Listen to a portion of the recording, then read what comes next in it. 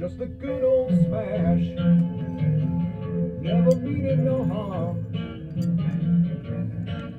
Beats all you never saw. Been in trouble on social media since before its existence. Straightening facts. Smacking down hacks. Someday our viewers might get me, but pretend never will. Making my way the only way I know how. That's just a little bit more than the tech will allow. Just a good old smash. Wouldn't change if I could. Fighting the nonsense, it's a neo-renaissance in the hood. And thanks for tuning in, everybody, to the Daily Space Weather. I'm your host, Dan, a.k.a. smAsho. Thanks for tuning in, Smashes of Hazard. And we are looking at the sun here in 304 angstroms from the SDO Observatory, the Solar Dynamics Observatory. And we've got a potential for coronal mass ejections here. We'll talk all about it. We've got filaments up here in the northeast, right there. No sunspots. A large filament down here draped all across the southeastern portion. And that's the main potential source for coronal mass ejections. And we'll show you some more solar images here. We'll also take a look at 193 angstroms here at the Smash News Network, least busted name in news. Check out the massive coronal hole system associated with the South Pole, as well as a North Pole-oriented coronal hole rotating in. And we can expect to see a coronal hole wind stream from this in 2 to 3 days, and this one in 3 to 4 days. And we expect that to cause some geomagnetic effects, possibly a geomagnetic unrest. We won't overanalyze it this time. And there are some issues with HelioViewer. So here's one more view for now. This is the 171 angstroms in colorized magnetogram view.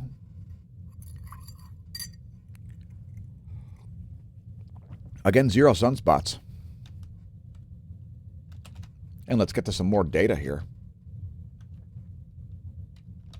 As here at the Smash News Network, we like data, and we dislike fraud and nonsense and lies. So here's what's going on in the solar system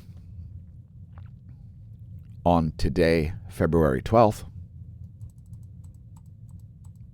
And there's where things will be in a week. We cover most of the data daily to keep people in a grasp of what's going on, to keep people within grasp of what's going on. Next-in-the-sky.org is where I go for my star charts. I face mine to the south because I'm currently facing to the south. And I draw in the ecliptic. That's the line across the sky on which the sun will travel. Just put in your location if you'd like to make a sky chart yourself. It's in the-sky.org.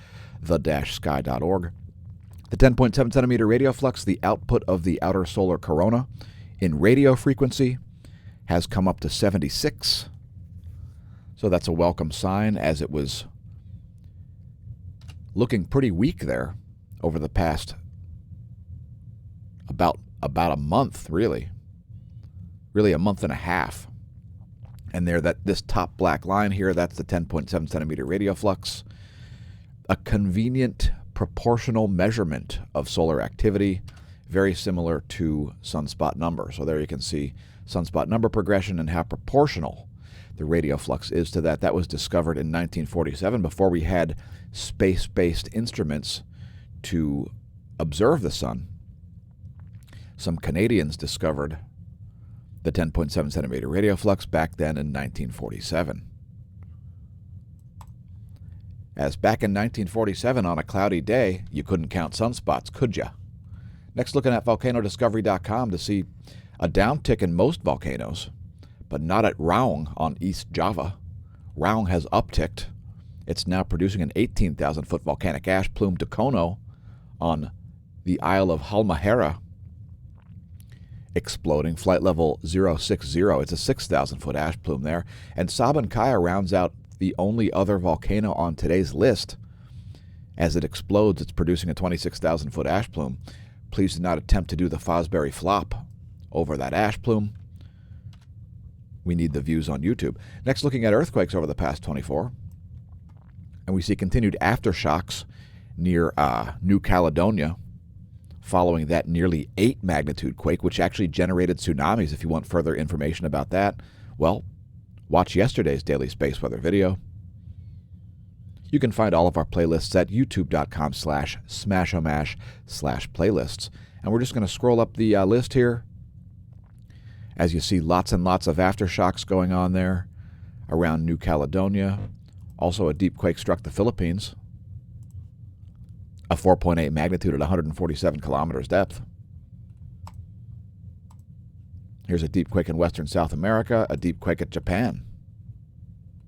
That one came in at 11:45 Universal Time yesterday. So lots of aftershocks there around the Loyalty Islands, New Caledonia, north of New Zealand, which really is the deep earthquake capital of the world. That entire area there north of New Zealand around Tonga and Fiji, we see more deep quakes and deeper quakes than any place else. Here's another deep quake, this one in the Caribbean.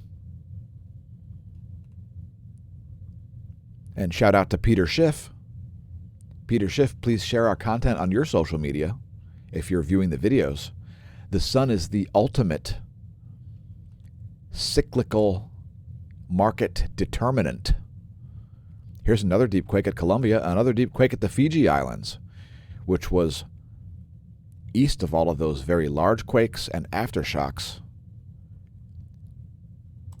Here's another deep quake at Japan. So it's a bit of a deep quake event, folks. Lots of deep quakes kicking off here. And leave us a comment if you think deep quakes are some sort of a indicator of future earthquakes. I'm not so sure myself. I've been studying it for a couple of years. Here's a 4.5 at New Zealand. We're going to check the location of that one. It's between the two islands. And there's a location of that.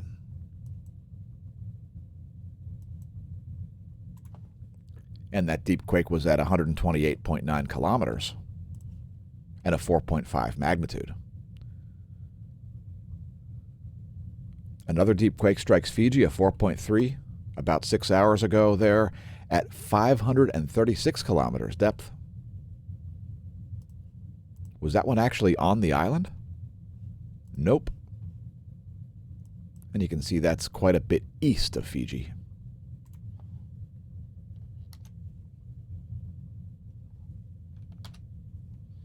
By the way, I'd invite all of our viewers to check out our own websites. smAshomash.org will redirect you to smAshomash.com. You can find our social media links there, as well as links to our stores. And today's featured product is the Google Bias shirt in red. I'm wearing it today.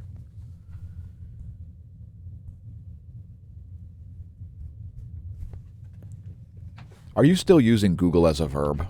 Well, I feel sorry for you if you are.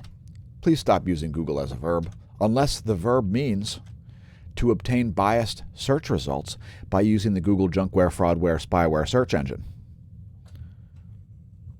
More on that in a moment. First, let's thank our patrons. Thanks, patrons. Our patrons are the true source of funding for this content as we make just this side of nothing on YouTube. Somehow I don't think the algorithms like us for some strange reason. Probably because we refuse to commit fraud and talk about alarmist nonsense on the channel. So thanks to our viewers. Here's the design. So the real definition of the verb Google would be to use the Google search engine to obtain biased information about someone or something on the World Wide Web. And to use it in a sentence, I Googled it and now I know less about it. There's the red shirt. You can find links to that at the homepage. Once again, smashomash.com. It would be the smAsho merch. There are also 2 other Teespring stores there, which include differently themed products.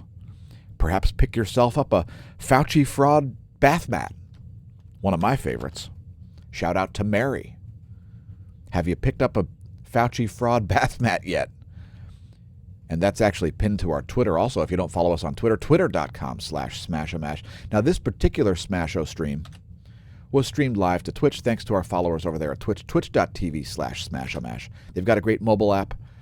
And thanks to our YouTube viewers especially, most of our content is indeed on YouTube. If you're viewing any place besides YouTube, like on Twitch or on BitChute, please subscribe over at YouTube as well, as you'll be missing a significant portion of the content. Our most exclusive content is at YouTube, and it's because as far as archive video goes, it's probably the best platform. It's very feature-rich. We've just made changes to our page, youtube.com/smashamash. There's the Twitter page real quick. There's the Fauci fraud bath mat. Thanks to our BitChute subscribers, as we keep gaining subscribers over there. It's delightful. And today's cosmology segment, we'll talk about galactic formation. So, back in the mid-90s, people thought that elliptical galaxies were actually highly evolved galaxies. But now it seems that people believe that elliptical galaxies are less evolved galaxies. Ultimately, the answer is that we don't know. And what elliptical galaxies are, now most people are used to galaxies that have a spiral shape to them. Elliptical galaxies are galaxies that look like this, where it's basically just spherical or oblong in shape, and it doesn't have any particular cigar shape if it's viewed edge-on, or a spiral shape if it's viewed down the poles. It's an elliptical galaxy. And when we look at very distant galaxies, we see a lot of elliptical galaxies, an indication that perhaps elliptical galaxies are an evolutionary stage of galactic formation. Here's an article on phys.org which throws the theory of galaxy formation on its head. Now, what you're looking at here is radio interpolated imagery, which is showing you the motion of gas. So in this image here, the blue gas is moving toward you, and the red gas is moving away from you, indicating that it's rotating. And this particular elliptical galaxy has all kinds of, well, it's not really a fully elliptical galaxy. It's got all kinds of features in it. In other words, we're looking at a galaxy that's estimated distance is like 10 billion light years away, somewhere on that scale. And it has features like spiral arms. So that's not understood. Galaxy formation is not understood. So this one's probably believed to be about something like 11 billion years away. And there's an image of it, and you can see some evidence of some spiral arm features and so on, features not expected to be seen in such a distant galaxy. Believed to have formed just 1.2 billion years after the alleged Big Bang.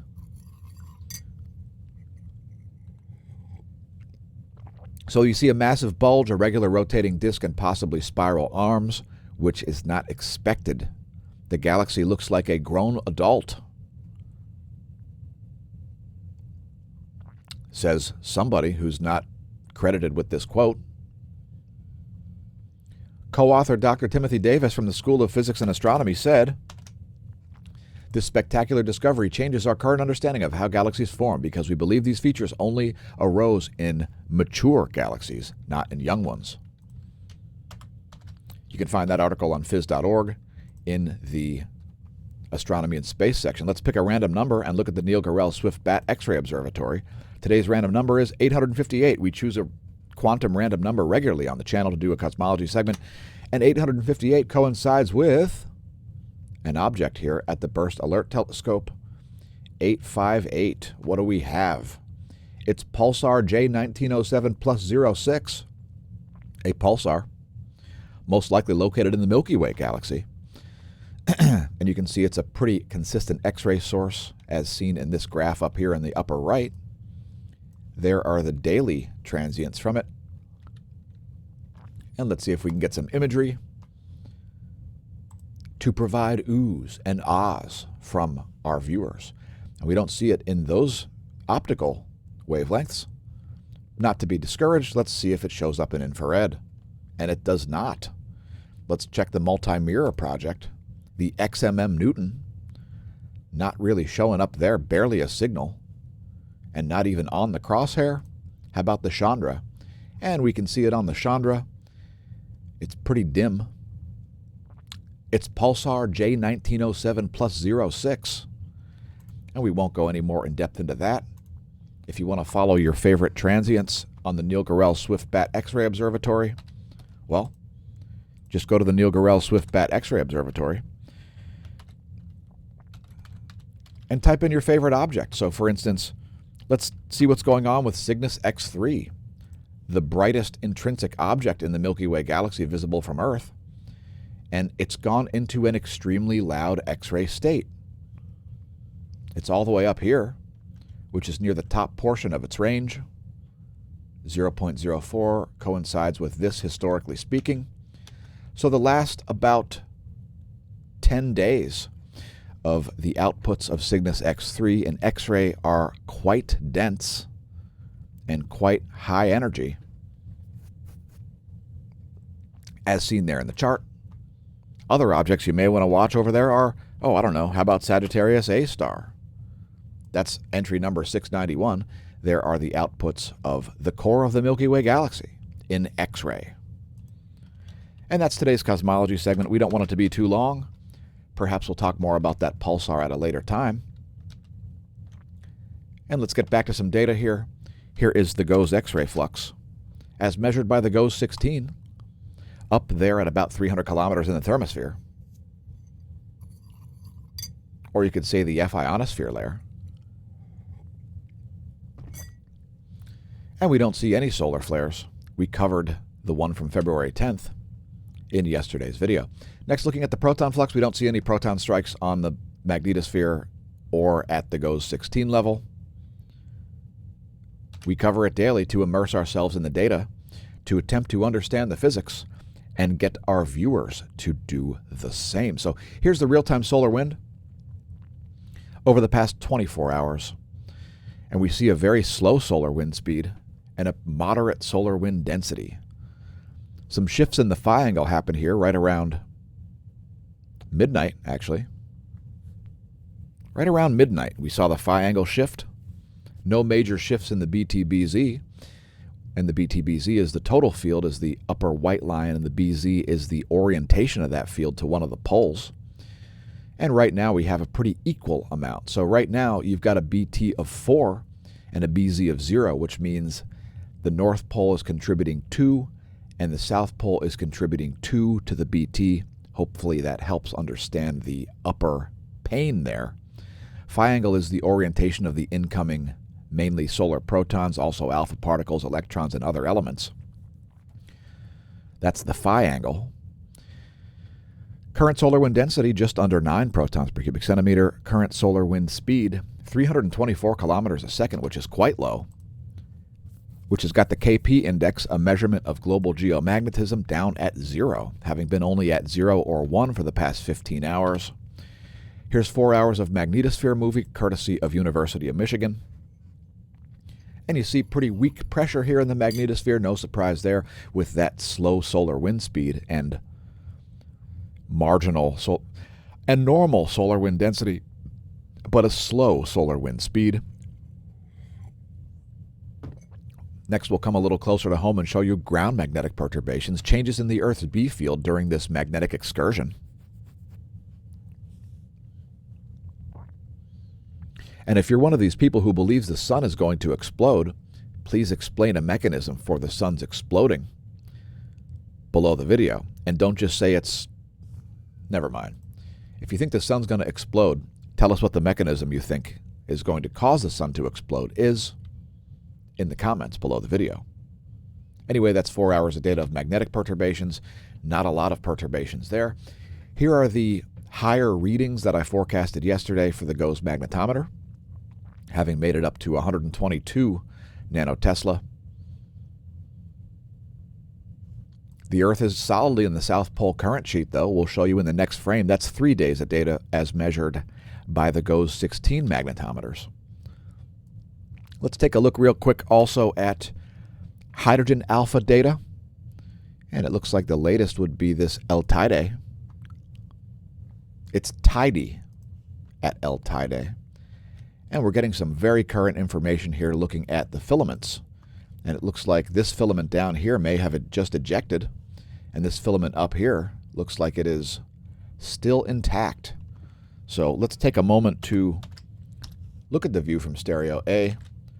We're going to go to Lagrange point 5. So that's where Lagrange point 5 is located, stereo A. And we're going to bring up the coronagraph here to see if that is ejecting or if it's able to be seen yet, if it is ejecting. So that's the basis for the coronal mass ejection watch. It's that southeastern filament, most of which is still intact. And again, that's located at Lagrange point 5 where stereo A is.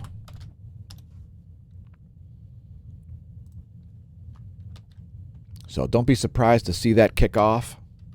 No forecast in terms of where I would expect that to be directed if it does eject. Next, looking at the ecliptic plane field plot, and you can see that South Pole oriented current sheet. We will continue to see high readings on the GOES magnetometer here over the next probably 2 days, but at least one day. We'll see some pretty high spikes in the GOES magnetometer readings. That's a forecast. Next, the line of sight field plot, which also shows you the sun's B field in blue, as well as a solar magnetogram. And here is the line of sight coronal hole plot. You can see that large coronal hole system associated with the South Pole, another one rotating in the south. And it's barely showing the North Pole coronal hole there. Kind of odd. Perhaps there's plasma in the way, blocking the measurement of those magnetic fields. And here's the sun's atmosphere, the solar corona in magnetic field plot. It shows you open potential field surface source lines in black or purple, depending on their location. As we've got coronal holes at the poles that are there nearly all the time, pretty much all the time. It shows you purple open potential field surface source lines for non-polar coronal holes and pink magnetic field force lines for closed potential field surface sources. Lots of closed potential field surface source lines associated with the North Pole right now. Here's a diagram of the atmosphere. We show it daily to give folks an idea of where the GOES is making its measurements, and it's right there, or it hopes to be, around 300 kilometers at the F ionosphere layer. And these are other layers of the ionosphere, by the way, the D layer, the E layer, etc. And here's another visualization of the Van Allen belts in miles. As we move into electrons, we don't see any charging hazards for satellites, as a lot of electrons can cause charging hazards. We see just moderate levels of electron flux here, nothing to write home about there. We do expect to see this to dip down to very low levels when the coronal hole wind stream strikes in about 2 days. 2 to 3 days. Here's a 1-year chart of the electron flux. These are greater than 2 mega electron volt electrons. And that puts it in context, I hope, right in the middle of the range there for the past year. And here's a visualization of the total electron content. This goes all the way to your GPS satellite. You're essentially looking at a visualization of the density of the inner Van Allen belt. We show it daily to help people understand the physics. Next, looking at the relativistic electron content, relativistic electron forecast model. And the forecast in those green boxes there is for a small dip. No argument there. And the yellow diamonds are the actual observations. Next, looking at just the ionosphere, a visualization of that. Actually, let me check the life of the stream first. Once again, thanks to our YouTube viewers, BitChute viewers, and Twitch viewers. And if you haven't viewed a YouTube live premiere event, check out our live premieres. We pretty much view every one of those with our viewers, since I'm not only smAsho Mash, but I'm also a client.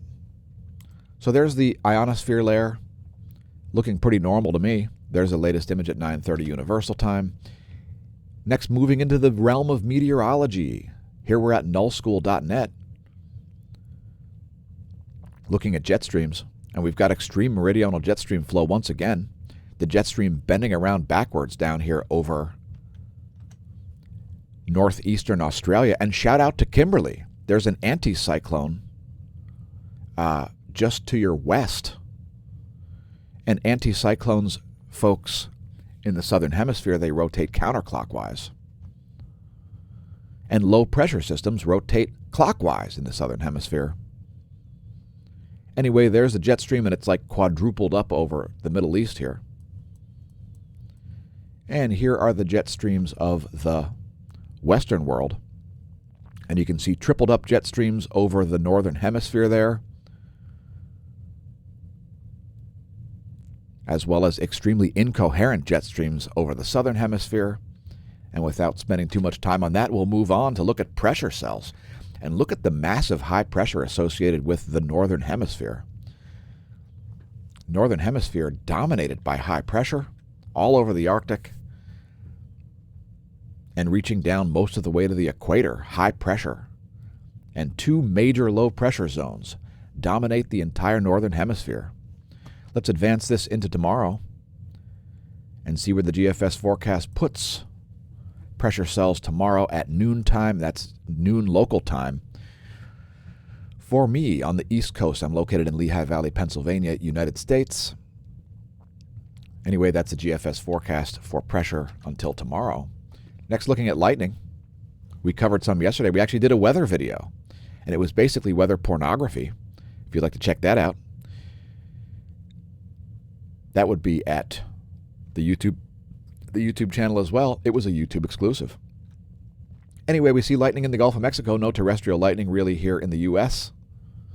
I like to use lightningmaps.org when I hear thunder to convince my friends and foes that I'm Thor. Next, looking at the cloud layer. We've got clouds stretching all the way from southern Texas to,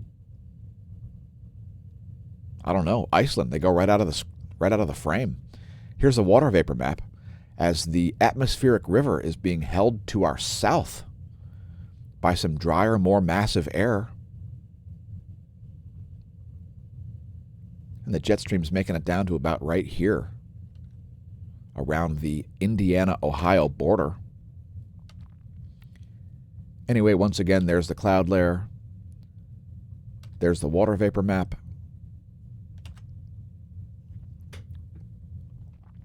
Here's a U.S. Doppler radar map.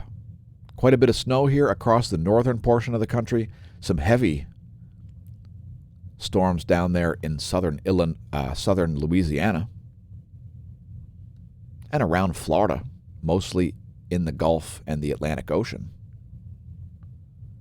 And it looks like today's snow forecast missed us here in eastern Pennsylvania.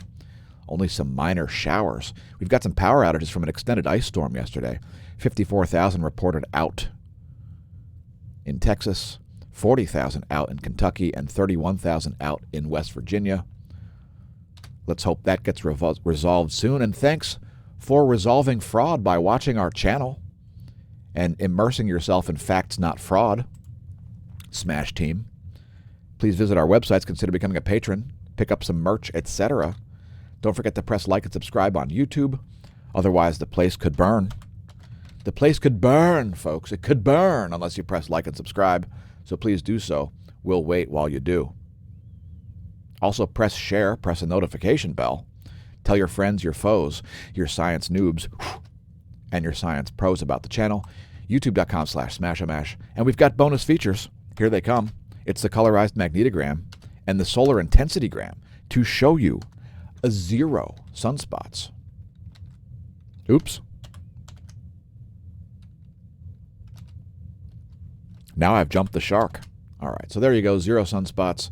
This active region up here, not a sunspot. This active region down here, not a sunspot. There's the colorized magnetogram. There's the most active region, at least on the Earth-facing portion of the solar disk. And again, no sunspots. And we've got a couple more SDO videos to close things out. We've got a composite.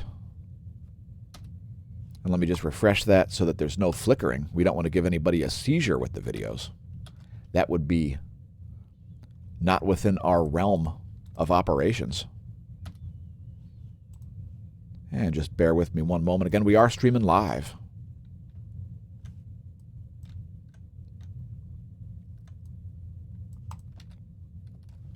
So here's a composite image. It's 211, 304, and 171 angstroms all at once. And the colors are changed here. So you're actually looking at the 211 is in green here instead of the normal reddish purple color. And the 171 is actually in blue, which you will see on other things like, I think Stereo A and Soho show 171 angstroms in blue. They're all artificial colors, as these are all portions of the UV emission spectra, which is not visible to the human eye. Here is the 171 angstroms. Again, we'll be keeping an eye on these filaments, and when I say eye on, well, the pun is intentional. I've been your vanishing host, Dan, a.k.a. smAsho. Thanks for tuning in. Don't forget to stare at the sun. Don't forget to attempt to understand the physics.